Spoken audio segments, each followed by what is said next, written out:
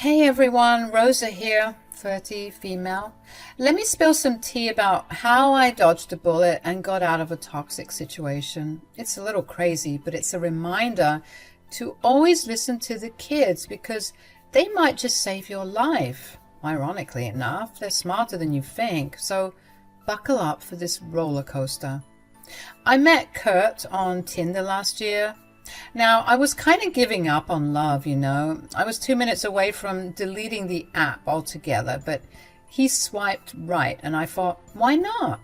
He wasn't my type, but sometimes you gotta step out of your comfort zone, right? Well, that was a big mistake, let me tell you. We went on a few dates, and at first he was charming as heck. Made me feel like I was the only girl in the world. Classic love bombing, you know the drill. But here's the kicker, 3 months in and he's already talking about marriage. Like, hold up, buddy, we just started dating, can we slow down a bit? He had this whole spiel about us being made for each other and he couldn't live without me. Red flags, anyone? Stupidly, at the time, I was soaking it all in, thinking I was entering my soft girl era and finally getting the love and appreciation I deserved. Thanks, daddy issues. Little did I know a storm was brewing because this was all a part of his plan. Kurt was upfront about having a son and being a widower on his Tinder profile. Points for honesty. I guess the honesty drew me in because, you know, a single dad does his best, not something you see every day. He kept talking about us being a big happy family, and I get it. He wanted a mother for his kid. At first, the love bombing seemed cute. Like I said, I was lapping it all up, but when he started pushing for marriage more and more, that's when the alarm bells started ringing. Like, why the rush, dude? Then came the manipulation tactics. Now, he was telling me I needed to get hitched ASAP because I'm pushing 30 and I was lacking a husband and a kid. I was ready to call him out on being a misogynistic jerk, but he pulled out the big guns talking about biological clocks and whatnot. You know, a lot more women nowadays are struggling with conceiving because they're having babies later on in life. I'm just saying, if you want to be a mom, you have to consider that. I guess you make a valid point. And you can practice being a mom with my son. Think about it. He's already 16, but trust me, he can be a little bit of a stinker. What do you mean? Well, I suppose I shouldn't talk crap about my own son. Huge red flag, by the way. But I could describe him as manipulative. Manipulative? How? He's literally a kid.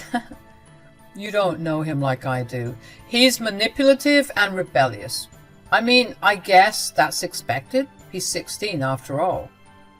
You're not doing a good job selling this whole motherhood thing, hey? But don't you see? Taking care of Herbert is going to help you out a lot. Kids are always crazy and rebellious like that. So it's better if you handle it now with a kid who isn't in his terrible twos anymore. Yeah, he's a bit of a prick, but it's nowhere near as tough as dealing with a newborn. This'll be a good seg. Can you believe I actually fell for it? Kurt had this way of making it seem like I needed to experience parenting with his son Herbert before diving into the whole baby thing. He painted this picture of how tough it would be, and I bought it hook, line, and sinker. Despite my initial reservations, he kept pestering me until I caved. We'd only been officially together for about 6 months, and everyone around me was screaming, "Don't do it!" Friends, family, they all warned me. But call me love-struck or something, I was ready to cut off ties for this man. They were unsupportive, of course, but I just didn't care at the time. Our wedding day came and only a handful of my friends showed up. It was a bit sad, but I was convinced that marrying Kurt was the best decision ever. I also got a chance to properly get to know Herbert. He's a sweet kid, quiet, reserved, but sweet nonetheless. Our wedding day turned out pretty good, all things considered. I was quite happy about it all. Kurt and I had our honeymoon and we returned to his home where we found Herbert. But almost immediately I could tell something was off. When Kurt got home, instead of greeting and hugging his kid, he immediately started barking orders at him. Herbert, being the shy sheep he was, just complied. It just seemed like a loveless relationship, and I awkwardly tried to play it off sometimes.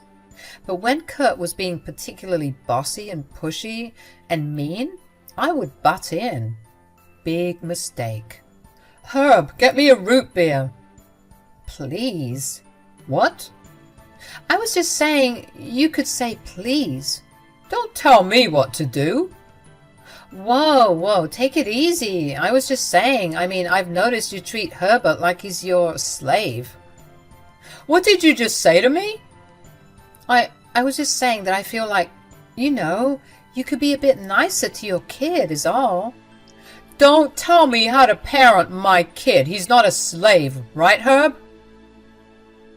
"Right, Herb?" "Right. I'm not a slave." Come on, are you serious? "Say one more word. I dare you." I had to button my lip right then and there. I could now see the cracks in the relationship. He had never spoken to me like that before, and I was so shocked and low-key scared. This is how it went for about 2 months or so. I was a bit sheepish approaching Herbert because I wanted to check up on him and see how he was doing. So one day I went to Herb's room and knocked on the door. He reluctantly let me in, and I could tell he was super nervous trying to talk to me. But I was once a shy kid too, and I was determined to get to the bottom of his shyness and break him out of his shell.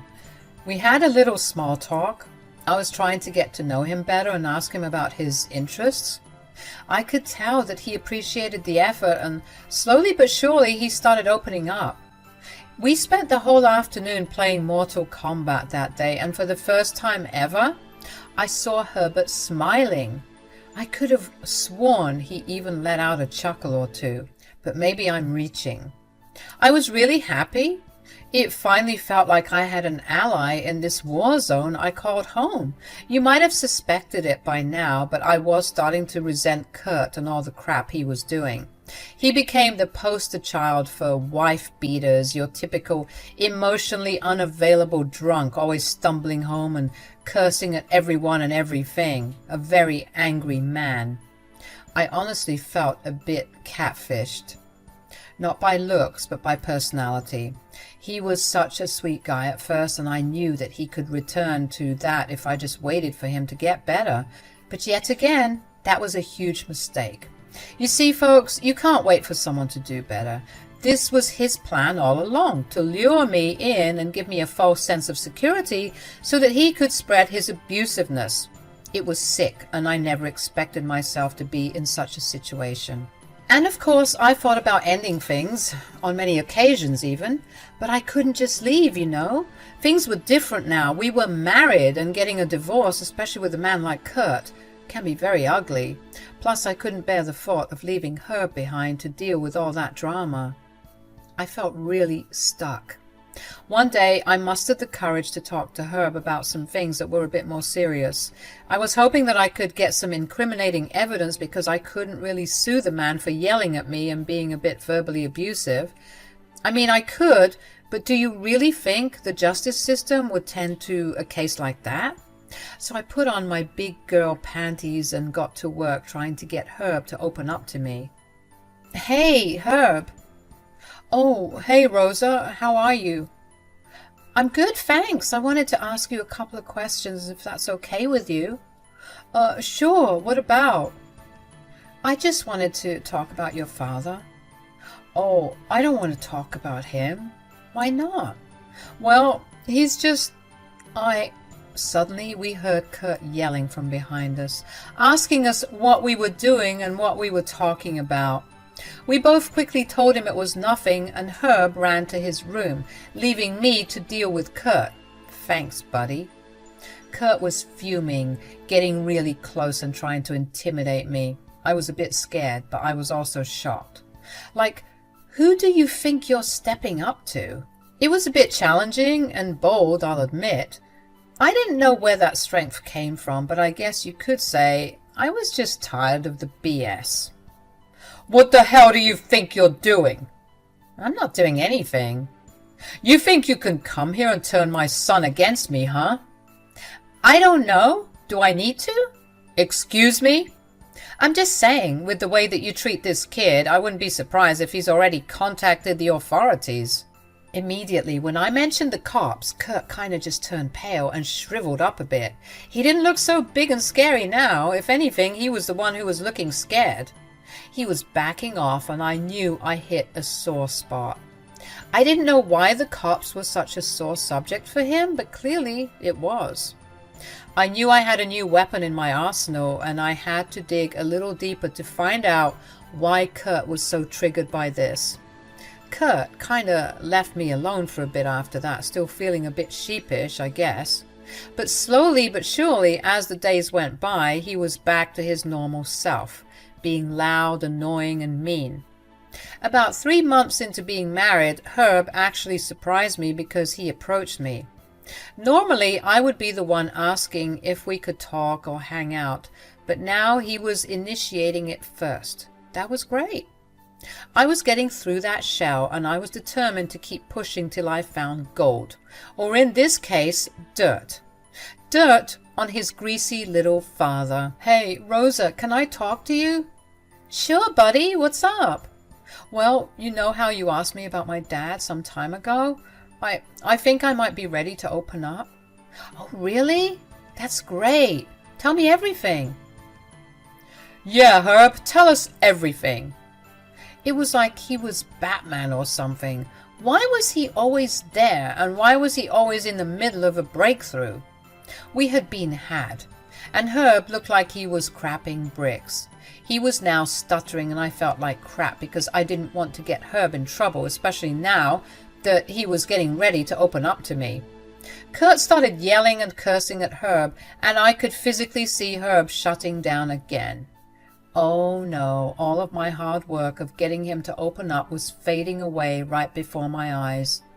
Kurt was a real piece of work, I tell you, making his kid feel so small and inferior like that.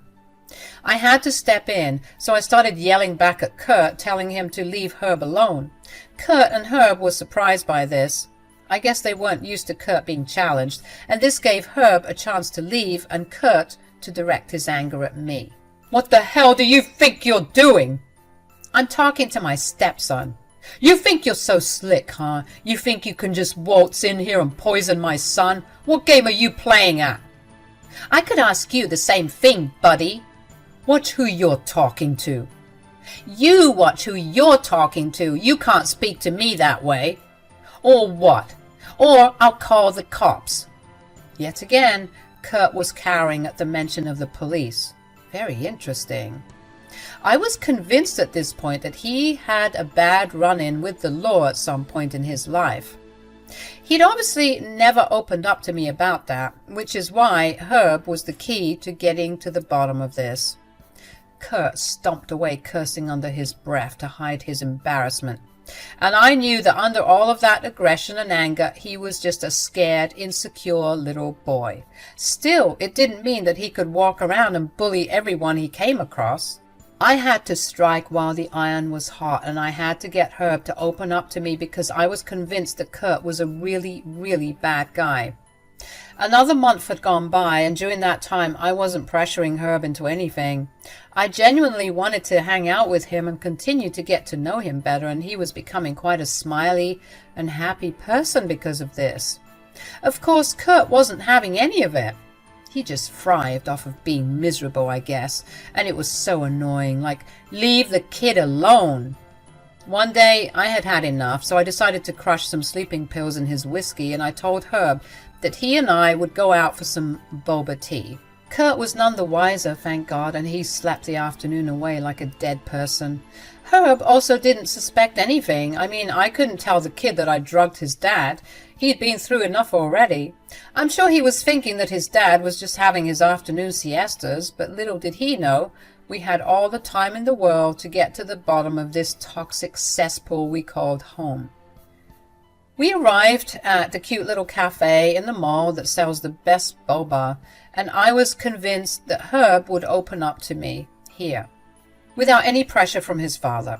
I wanted to start by talking about his mom, which I know could be a sore topic, but I was hoping that a little heart-to-heart would allow him to trust me and realize that I'm one of the good adults, not one of the adults who love bullying kids like his father. So, Herb, tell me about your mom. My mom? Yes. I'm sure she was such a lovely woman. I would love to get to know a bit about her if you're comfortable with that. Oh, sure. It's been a while since I've talked about her. Dad doesn't like it when I talk about her. Really? Because he told me that he misses her very much. Really? Wow, that's strange. Why is that strange? Because he hasn't spoken about her in years. I mean, just ever since Mom died, he's been really, really bad. He was always like this, but it got worse after she died. He's always been like this? Yeah, I don't remember much because I was like 9 or 10, but he didn't really like my mom. Hey. What would he do? Honestly, she was kind of like you. She was always challenging him and fighting back, and then the night when she died, oh God. It's okay if you don't want to talk about it, sweetie. I can see you choking up. No, I need to get this out. It's been so long, and I'm tired of carrying this weight on my shoulders. There's something I should tell you. What's going on? The night my mom died, they got into a huge fight. She had sent me to my room because she didn't want me to see what was happening. I tried to go to sleep, and I guess eventually I did, because when I woke up in the morning, my dad told me that she had died. What? How did it happen? He never really said. He just said he went to sleep and he woke up and found her dead. Wow, that's really suspicious. I thought so too, but every time I tried to bring it up, he would yell at me. I'm so sorry you had to go through that. You didn't deserve that. I learned that I needed to just keep my head low because no matter what I did, he was always yelling at me. We need to get to the bottom of this, Herb. I can only help you if you help me help you. I can't, okay? I can't do it.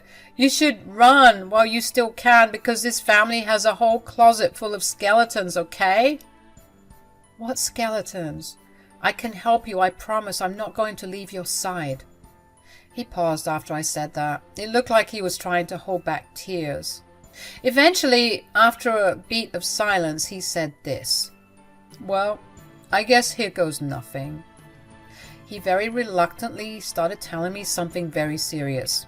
He pulled out his phone and showed me a scanned copy of a police report that was filed by his late mother, Kate.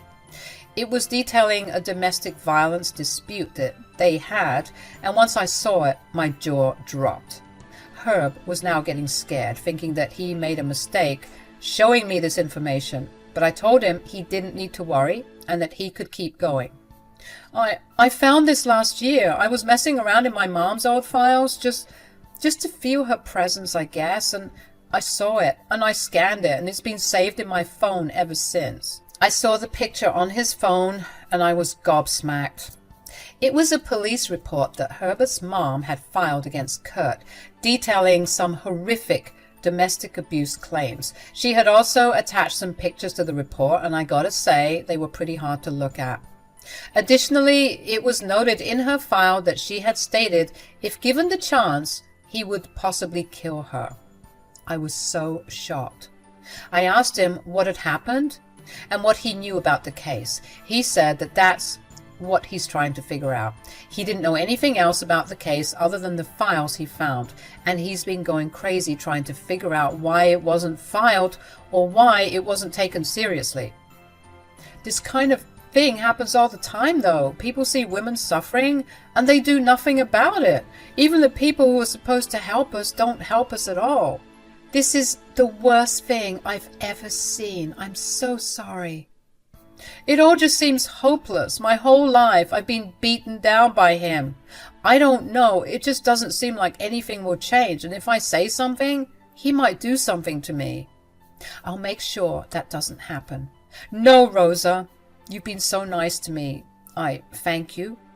But if you want my advice, you should run as fast as you can, like I said. This is my family mess, and I guess I'll just have to deal with it. I wouldn't take no for an answer. I hugged Herbert and told him that everything was going to be okay, and that we'd get through it together. I assured him that the moment we got home, we were packing up some things and going to stay at my friend Martin's place.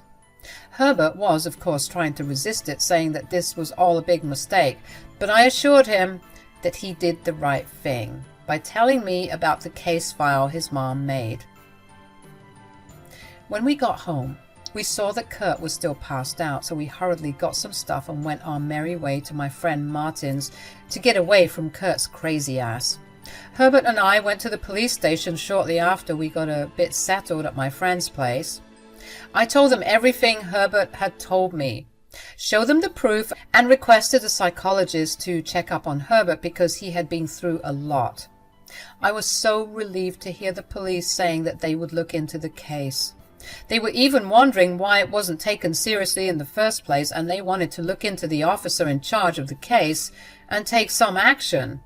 I made sure to keep communicating with them to see if this could stand as enough evidence as grounds for divorce, obviously, but also to get custody of Herbert since he was currently living with me. Fast forward a couple of days and Kurt was arrested in his home.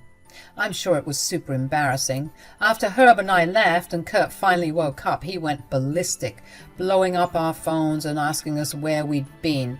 I told Herb to ignore him no matter what until the police got back to us with news of his arrest, because he was super pissed. Who knows how he could have reacted. When Kurt got arrested, he had used me as his one phone call, and he started yelling and cursing at me. I just stood there waiting for him to finish. "What the hell is wrong with you? I didn't even do anything." "Yes, you did. You abused your wife horrifically, and you're probably responsible for her death."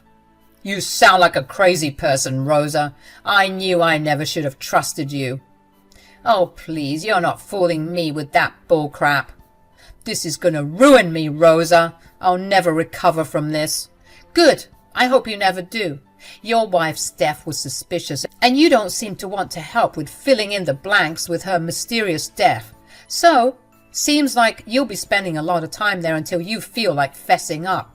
You're a monster, and I hope you rot there for the rest of your life. You didn't deserve her, and you don't deserve Herb. You'll pay for this."